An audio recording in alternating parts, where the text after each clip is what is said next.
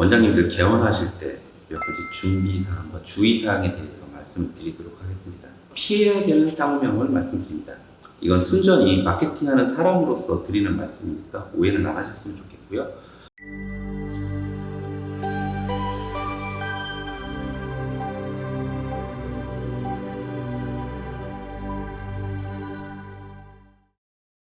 안녕하십니까. KT원 박세준 본부장입니다. 오늘은 원장님들 개원하실 때 몇 가지 준비사항과 주의사항에 대해서 말씀을 드리도록 하겠습니다. 첫 번째는 상호입니다. 아무래도 친숙한 상호가 좋겠죠. 독특한 상호가 도움이 될지는 모르겠습니다.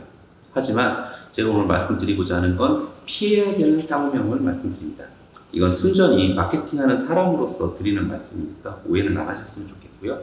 피해야 되는 상호, 서울, 연세, 경희 같은 특정 대학교명을 상호명에 넣는 걸 피하셨으면 좋겠습니다. 아무래도 출신 학교를 알리는 데 있어서는 도움이 될지는 모르겠지만 포털 사이트에 검색해 보셨을 때 유사 동종 상호가 굉장히 많습니다. 그렇다 보니까 다른 병원들의 문제점이 우리 병원의 문제인 것처럼 오해받는 경우들도 있고, 그리고 우리 병원을 찾아보시려는 환자분들이 오히려 유사 동종 상호인 다른 병원으로 가시는 경우들도 굉장히 많이 있습니다. 그렇다 보니까 되도록이면 출신 대학에 대한 명을 넣지 않으시길 권해드리겠습니다.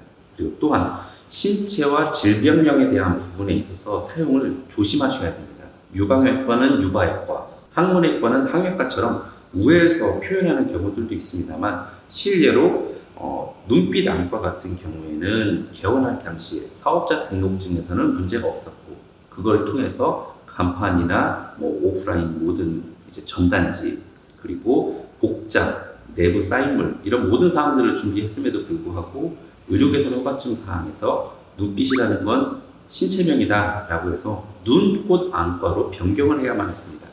그렇다 보니까 기존에 준비했던 사항들을 모두 폐기해야만 해서 비용과 시간이 이중으로 들어갔기 때문에 이런 부분에 있어서도 굉장히 주의할 점이다 라고 말씀드립니다. 그리고 두 번째, 간판입니다. 병원 간판 같은 경우에는 의료법상의 문제가 있을 수 있습니다. 특히 의원과 병원자 명을 쓰는 건데요. 무슨 의원, 무슨 병원. 원칙은 동일한 폰트에 동일한 크기로 진행이 돼야 됩니다. 간혹 의원자를 빼시거나 세로로 쓰시는 경우들도 있습니다만 관례적으로는 넘어갈 수는 있어도 보건소 신고가 들어갈 때는 자유롭지 못합니다. 그렇기 때문에 의원자에 대한 부분, 병원자에 대한 부분은 반드시 넣기를 권해드립니다. 그리고 두 번째는 폰트 저작권에 대한 부분입니다.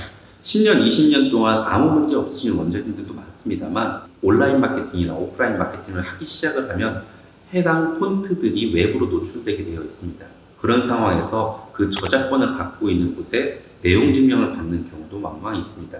그렇다 보니 간판을 제작하시는 분께 해당 폰트에 대한 저작권도 확인하시고, 그리고 추후 문제 발생됐을 때는 제작자가 책임진다는 사항을 꼭 계약서상에 명시를 하셔야만 원장님께서 불필요한 에너지 소비를 안 하실 수가 있습니다. 그리고 세 번째는 로고입니다. 어떻게 보면 폐업할 때까지 크게 바꾸지 않는 것 중에 하나죠. 그 로고를 제작하는 데 있어서 이 또한 간판하시는 분께서 한 두세 가지 정도 보여드리고 결정하시는 분들이 많은데요. 저는 개인적으로 라우드소싱이라는 사이트를 좀 활용을 해보셨으면 좋겠습니다. 그 사이트에서 공모처럼 내 상호와 내가 원하는 시그니처에 대한 모든 사항들을 이야기하고 20가지, 30가지, 20가지, 30가지 정도의 로고 디자인과 폰트에 대한 부분들을 시안을 받으셔서 결정하실 수가 있거든요. 그래서 다른 지인분들께도 보여드리고 투표를 통해서 결정을 하시면 저작권에 대한 부분이나 그리고 여러 가지 디자인을 통해서 결정했기 때문에 훨씬 더 이쁜 로고를 결정하실 수 있을 거라고 생각이 듭니다. 그리고 네 번째, 위치 선정입니다.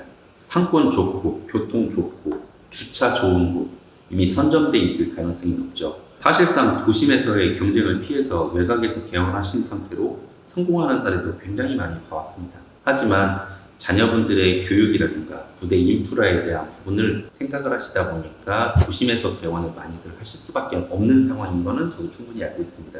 근데 이런 안정화된 상권에서 이미 경쟁을 하시려다 보면 돋보이기가 굉장히 어렵거든요.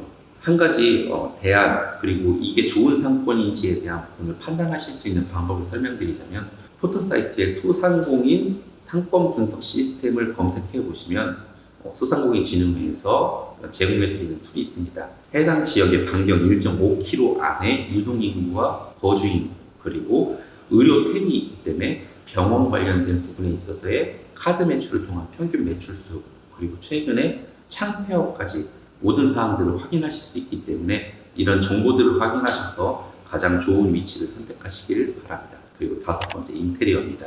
저는 개인적으로 인테리어의 힘이 굉장히 강하다는 것을 몸소 체험해 봤습니다. 동갑내기인 원장님이시고 15년 동안 한 자리에서 운영하신 분이 계시고요. 그리고 15년 뒤에 이제 개원하신 원장님이 계십니다. 두 분 간의 실력 차이는 저는 잘 모르겠습니다만 15년 동안 한 자리에서 개원하신 원장님의 상황은 체리색 몰딩에 바닥은 검은색 데코 타일로 사람들이 지나간 자리는 하얗게 빛이 바래져 있습니다.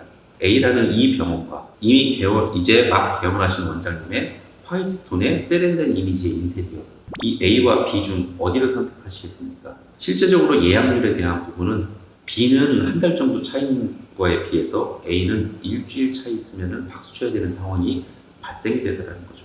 같은 비용에 비슷한 위치에서의 개원임에도 마케팅임에도 불구하고 말이죠. 이런 상황들은 이제 막 개원하시는 원장님들에게는 큰 영향이 없을 수는 있겠지만 기존에 운영하시던 병원을 인수하시는 원장님들 같은 경우에는 뭔가 이제 투자하셔야 되는 부분들이 발생된다라고 했을 땐 저는 가장 먼저 인테리어를 말씀드리곤 합니다. 오늘은 상호명, 간판, 로고, 위치 선정과 인테리어에 대해서 말씀을 드렸습니다. 다음에는 조금 더 심화된 부분으로 자세히 설명드리도록 하겠습니다. 감사합니다.